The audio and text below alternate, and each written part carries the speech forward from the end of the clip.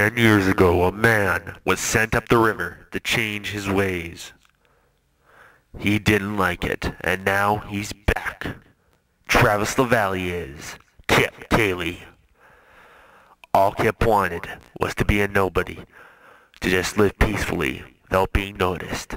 But everyone wanted a piece. The senator, even his boss.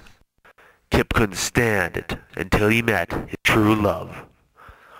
And now, to save the ones he loves, he must go back to his old ways. And he has to take it out on the ones he hates most. This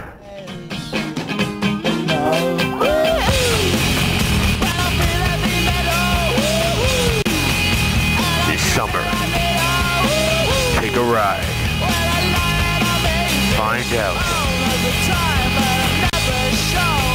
why there's more joy in heaven.